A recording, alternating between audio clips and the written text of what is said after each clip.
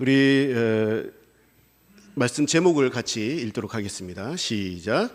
꿈꾸는 자의 구덩이, 꿈꾸는 자의 구덩이. 우리는 다 철없는 어린 시절을 겪었습니다.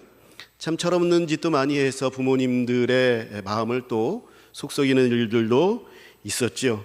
그러나 이제는 성인이 되어서 중년 그리고 노년에 이르기까지 되었습니다. 성인이 되는 과정들 여러분 되돌아볼 때에 만만치 않았죠. 자기조차 책임지지 못했던 그러한 어린애가 이제 직장을 다니게 되어지고 직장의 한 부분도 책임지게 되어지고 그리고 사람들과의 여러 관계 속에서 그 관계를 유지하는 법을 배우면서 참 쓰라리게 지내와서 또 성장했습니다. 또 한 가정을 이루어서 참 많은 고생을 하면서 지금에 이르렀습니다. 돌이켜보면 우리를 지금의 나로 성장하게 한 것은 그 어려운 과정들을 거치면서 그래도 조금 더 단단해졌기 때문입니다. 당시 참 어렵고 아프고 막막했던 그런 일들을 견뎌내고 그리고 버티고 나니 그래도 이제는 안목이 생기고 대처할 수 있는 힘이 생길 만큼 우리가 성장한 것입니다. 우리는 어른이 되면서 성장통을 겪었습니다. 이 성장통은 이 죄로 타락한 이 세상에서 사람들이 성장하기에 필수적인 과정입니다. 하나님은 누구보다도 이 인간의 이러한 면들을 잘 아시죠. 그래서 그리스도인들을 성장하게 하기 위해서도 그 과정을 세우실 때에도 이러한 과정, 성장통의 과정을 사용하십니다. 오늘 요셉의 구덩이는 우리를 성장시키기 위해서 하나님이 이 교육 과정을 얼마나 치밀하고 완벽하게 세워가시는지를 보여주고 있습니다. 이것을 통해서 우리는 우리가 필연적으로 당하게 되는 어려움들을 대하는 우리들의 믿음의 자세, 그것이 어떠해야 함을 배우고 또 하나님을 더욱더 의지하게 되기를 간절히 소망합니다. 첫째로 우리가 배울 것은, 말씀을 통해서 오늘 본문을 통해서 배울 것은, 하나님은 꿈을 주시지만 우리는 그 꿈을 담기에 미숙하다라는 것입니다. 하나님은 우리에게 하나님의 꿈을 주시는 분이시다라는 것을 우리는 알아야 하죠. 말씀을 통해서 우리는 그것을 깨달아야 합니다. 하나님은 언제나 우리들에게 꿈을 주십니다. 그것도 하나님의 꿈을 보여주십니다. 그러나 또한 우리는 그 꿈을 이루기에는 여전히 미숙한 자들이다라는 사실 또한 알아야 하는 것이죠. 하나님께서는 야곱을 가나안 땅에 돌아오게 하셨습니다. 먼 길, 그 라반의 삼촌의 집에서 이제 많은 재물들과 가족들을 이끌고 가나안 땅에 돌아오게 하셨습니다. 야곱에게는 12아들이 있었습니다. 대부분이 그렇지만 이 12아들은 하나님이 주신 축복이기도 하고 그리고 골칫거리이기도 했습니다. 이 12아들은 앞으로 이스라엘 백성들이 이제 한 나라를 이루게 될 때에 12지파의 조상이 되는 축복이 되었습니다. 하나님은 아브라함에게 약속했던 하나님의 나라를 야곱의 후손을 통해서 이루어 가고 계시는 겁니다. 그리고 하나님께서는 이 12아들을 다 이용하고 계시는 것이죠. 다 사용하고 계시는 것이죠. 그렇지만 지금은 특별히 요셉을 통해서 하나님의 계획의 한 단계를 펼쳐 가시는 겁니다. 요셉에게 하나님께서 꿈을 보여주셨습니다. 이것은 하나님의 계획의 일부를 요셉에게 보여주신 것입니다. 이 꿈은 요셉을 위대한 자로 만드시겠다라는 것이 아닙니다. 그 목적이 그게 아니에요. 이 꿈은 부모와 다른 형제들 위에 요셉을 군림시키겠다라는 그러한 것이 아닙니다. 이 꿈은 부모와 다른 형제들을 구원하고 또 이들을 통해서 무별과 같은 바다의 모래와 같은 그러한 후손들을 주시기 위한 하나님의 계획이셨습니다. 하나님은 이러한 꿈을 요셉에게 주셨습니다. 그리고 하나님은 이러한 꿈을 우리에게도 주시는 것입니다. 그렇지만 요셉은 이 꿈을 이루기에는 어리고 또 멋모르고 자기 잘난 멋에 사는 미숙한 소년일 뿐입니다. 하나님은 이 계획을 이루시기 위해서 꿈을 보여주셨지만 요셉을 성숙시키셔야 했고, 또 환경도 바꾸셔야 했고, 또 형제들 또한 미숙했기 때문에 이들 또한 변화시키셔야 했습니다. 하나님이 야곱에게 주신 12명의 아들들은 축복이기도 했지만 배다른 형제들로서 가정 불화를 일으키는 원인이 되기도 했습니다. 야곱은 아내를 4명을 두었죠. 삼촌에게서 속아서 얻은 첫 번째 아내 레아와 또 그토록 얻고 싶어서 14년 동안 일해서 얻은 사랑하는 아내 라헬, 그리고 라헬의 여종 빌하와 레아의 여종 실바를 통해서 낳은 아들이 통틀어서 12명의 아들들입니다. 이 야곱은 자기가 사랑한 라헬을 통해서 늦둥이 둘을 얻게 되는데 그 첫째가 바로 요셉이었습니다. 그러니 얼마나 요셉이 사랑스러웠겠습니까? 야곱은 이 요셉을 아주 노골적으로 편애합니다. 어느 정도냐 하면 다른 형제들은 들에서 목축을 하면서 노동을 하는 노동복을 늘상 입고 사는데 요셉은 채색 옷을 입었습니다. 이 채색 옷은 부유한 귀족이나 부유한 자들만이 입는 값비싼 옷입니다. 이 채색 옷은 요셉이 다른 형제들과 달리 집안일이나 노동을 하지 않았다라는 것을 말해주고 있습니다.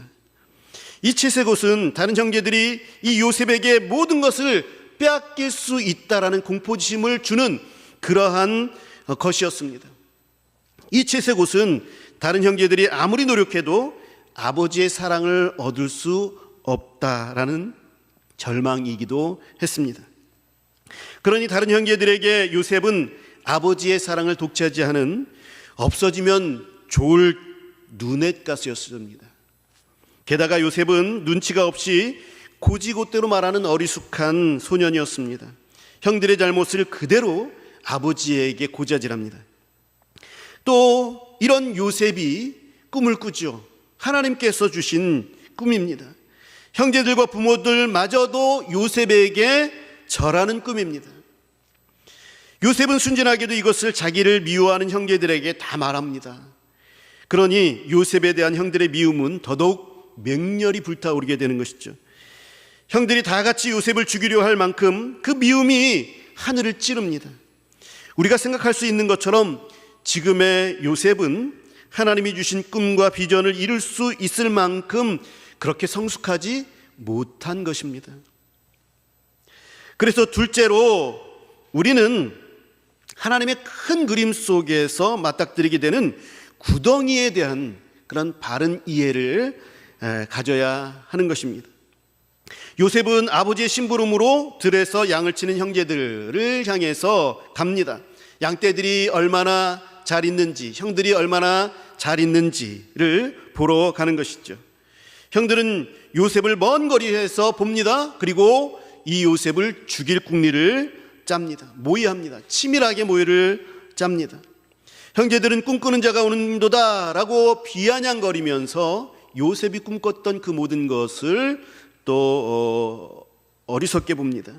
이것은 하나님의 계획에는 무지한 형제들의 어리석음이었죠.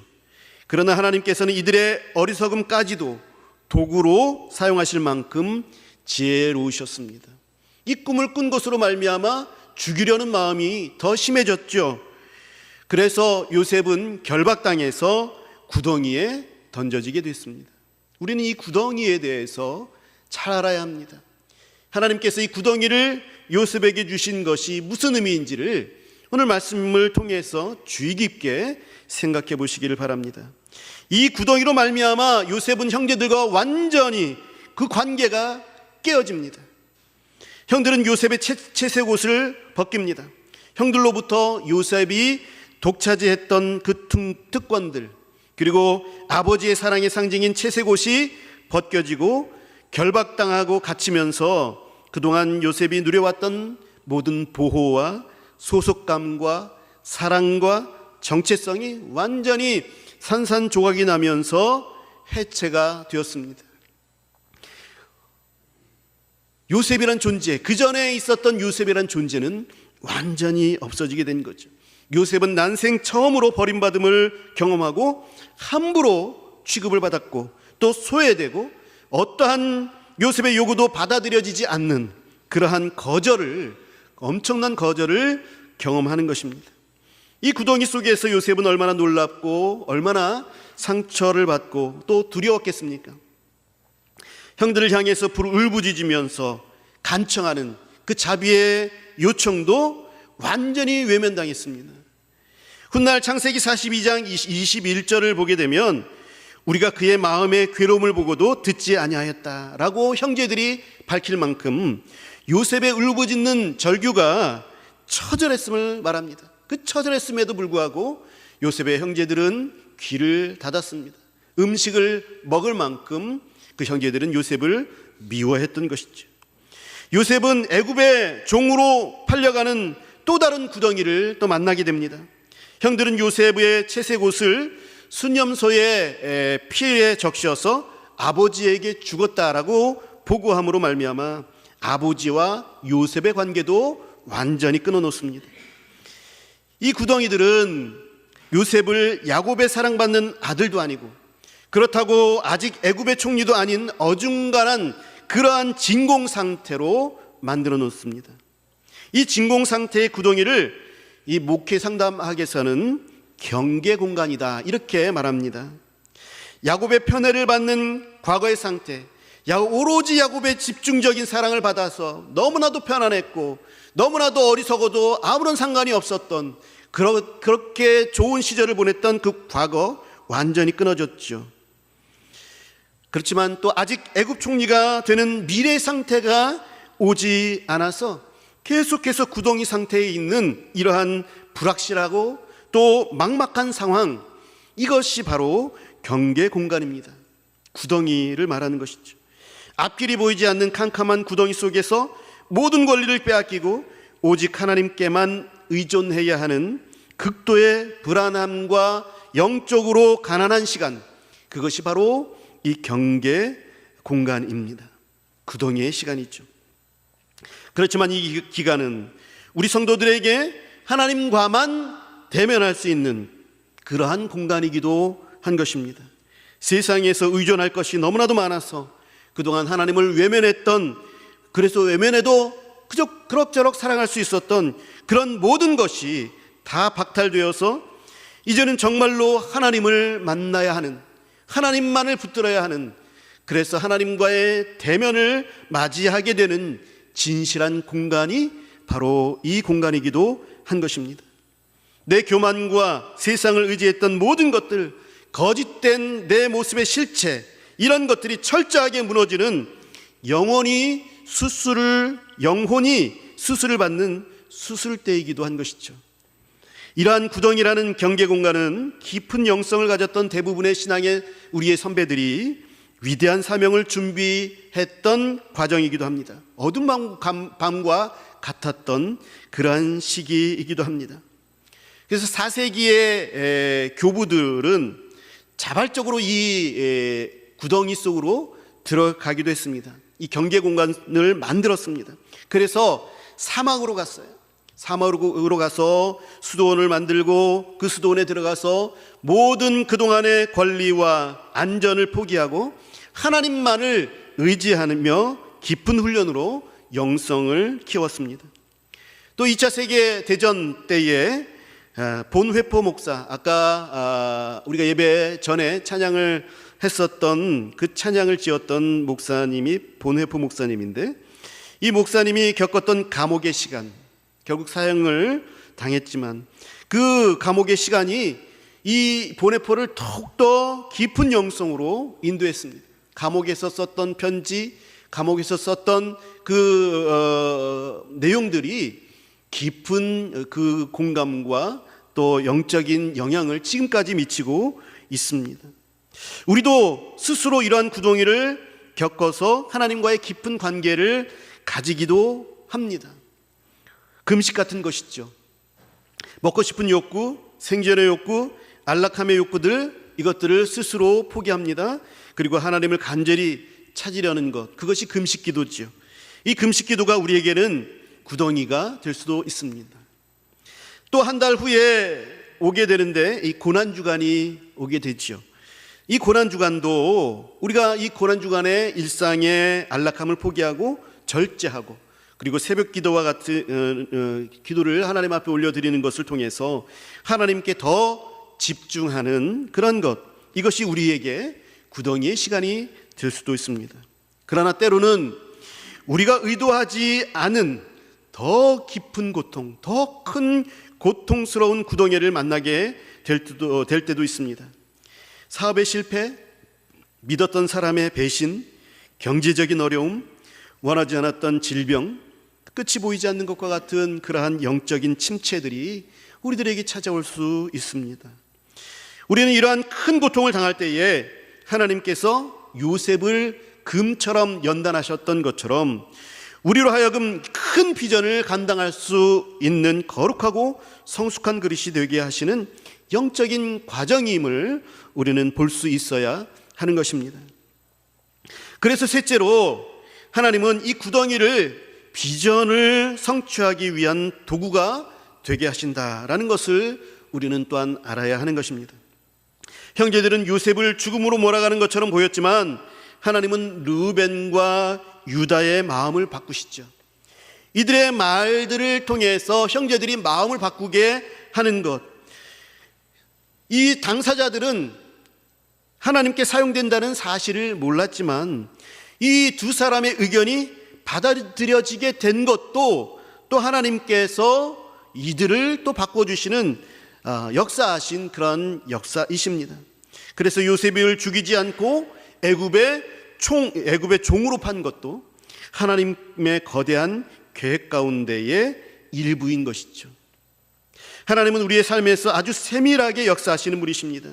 이것을 섭리라고 하는데 이 섭리는 결과적으로 봤을 때에 엄청난 지혜의 결정체죠. 우리가 돌이켜볼 때 내 인생 가운데 하나님께서 이렇게 역사하셨구나, 내 삶에 이렇게 개입하셨구나 라는 것을 알면서 감사하게 되어지는, 그래서 하나님의 위대하심을 찬양하는 것, 그것이 이 섭리입니다. 결과적으로 봤을 때는 그렇죠. 그렇지만 이것이 실제적으로 역사할 때, 이것을 우리가 우리 일상생활 속에서 하나님께서 역사하실 때에는 암흑 속에서 진행되는 것이기 때문에 우리는 아무도 모를 수도 있습니다. 아무것도 모를 수 있어요. 하나님께서 역사하시는지, 하나님께서 어떻게 이끌어 가시는지 그것에 대해서 우리는 모르고 지나갈 수도 있는 것입니다. 요셉은 그 구덩이 속에서 자기가 꾼 꿈과는 전혀 상관없는, 앞길을 전혀 알 수 없는 캄캄함만을 접했죠. 이 꿈은 실현되지 않고 폐기되어 버릴 것처럼 보였습니다. 그러나 우리가 알다시피 이 구덩이는 요셉을 바로에게로 인도하기 위한 하나님의 지혜였던 것이죠. 요셉은 거듭된 구덩이에 빠집니다. 이스마엘 상인들에게 팔려서 바로의 근위대장인 보디발의 집에 종으로 팔립니다. 성실한 사람으로 인정을 받지만 그저 아직도 지금까지는 종인 것이죠. 경계 공간 속에 아직 있는 것입니다. 여전히 구덩이 속에 있는 것이죠. 그런데 하나님은 또 다른 구덩이를 준비하셔서 그 또 다른 구덩이에 빠지게 하십니다.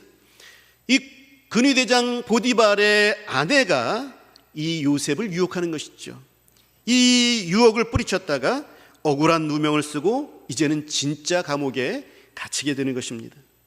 우리는 이게 점점 바로와 연결시키기 위한, 바로에게로 요셉을 이끌기 위한, 바로 앞에 요셉을 세우기 위한 하나님의 섭리구나라는 것을 알 수 있지만, 우리는 성경을 통해서 그것을 알 수 있죠. 그렇지만 당시의 요셉은, 이것을 당하고 있는 요셉은 그것에 대해서 알 수 없었습니다.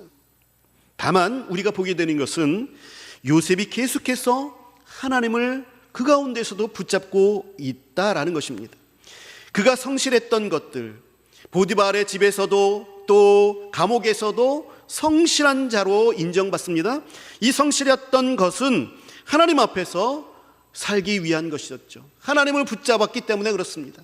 하나님이 함께 계시는 것을 믿고 그 하나님을 의지하고 하나님 앞에서 사는 것이 무엇인지를 알았기 때문에 성실하게 산 것이죠.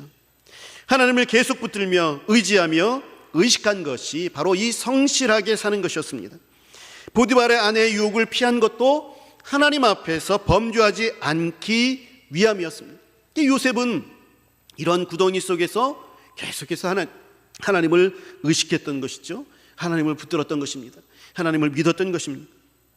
우리는 요셉이 이 거듭되는 구덩이 속에서 점점 더 하나님을 향한 믿음이 견고해지는 것을 보게 됩니다. 요셉의 구덩이는 이렇게 요셉을 연단해 가고 있었던 것입니다. 이 성실함은 감옥에서도 이어지고, 이 성실함 때문에 결국 요셉은 감옥에 갇힌 바로 왕의 신하들을 만나게 됐죠. 그리고 이 신하들의 꿈을 해석해 주면서 요셉은 자신이 총리가 될 것까지는 알지 못했죠. 그렇지만 이 신하들이 자기를 억울한 이 감옥에서 꺼내줄 수 있을지 모르겠다라는 기대감을 품게 합니다. 이것까지는 요셉이 감지하게 되죠. 하나님은 바로에게 심각한 꿈을 꾸게 하십니다. 그 어느 누구도 해석할 수 없는 그러한 어려운 꿈을 꾸게 하시죠. 왜 그러셨을까요? 요셉을 바로 앞에 세우기 위함이었습니다. 하나님은 요셉을 성숙하게 하시고 꿈을 이루게 하시기 위해서 쉬지 않게 일해 오신 것이죠. 예수님께서 마가복음 4장 26절에서 하나님 나라에 대해서 말씀하시면서 하나님 나라는 사람이 씨를 땅에 뿌림과 같으니 그가 밤낮 자고 깨고 하는 중에 씨가 나서 자라되 어떻게 그리 되는지 알지 못하느니라 말씀하셨습니다. 씨앗이 뿌려지면 땅 속에 캄캄한 어둠 속에 있어서 그 씨앗이 죽은 것처럼 보이죠. 그리고 땅 속에 있기 때문에 우리는 자라나는지 어떤지 알 수가 없습니다. 그렇지만 농부가 알지 못하는 사이에 딱딱한 껍질이 터지고 연한 뿌리가 흙을 뚫고 내려가면서 땅 위로는 새싹이 어느새 나오게 되죠. 또 우리는 우리의 자녀들이 어렸을 때에 우리 매일 우리 아이들을 보게 됩니다만, 관찰하지만 아이들이 잘하는 것처럼 보이진 않습니다. 매일 보는 아이들이 내가 눈을 감고 떠보니까 30cm가 자라있다, 이러지 않죠. 그렇지만 계절이 달라져서 이 작년에 입었던 옷을 이 아이에게 입히려고 할 때에 소매가 짧아진 것을 보게 됩니다. 바짓단이 껑충 올라가 있는 것을 보게 됩니다. 이것을 보게 되면서 우리 아이가 그새 이만큼 자랐구나 라는 것을 그때야 알게 되는 것이죠. 우리는 보지 못했지만 아이는 끊임없이 성장하고 있었던 겁니다. 마찬가지로 우리는 구덩이에 버려져서 캄캄하고 보이지 않는 미래를 알 수 없어서 속이 타고 두렵고 죽을 것만 같은 고통을 겪으면서도 아무것도 아닌 그런 진공 상태인 경계 공간 속에 우리는 있게 되죠. 애매한 그리고 두려운 그런 상태 속에 있게 됩니다. 그렇지만 그 속에서 하나님은 나를 연단시키시며 나의 맷집을 단단하게 하십니다.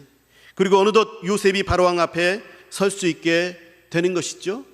그것처럼 우리도 하나님의 꿈을 이룰 수 있는 존재로 어느새 성장시켜 가시는 것입니다. 사랑하는 성도 여러분, 어려움이 있습니까? 내가 고난 가운데 있습니까? 내게 실패가 있습니까?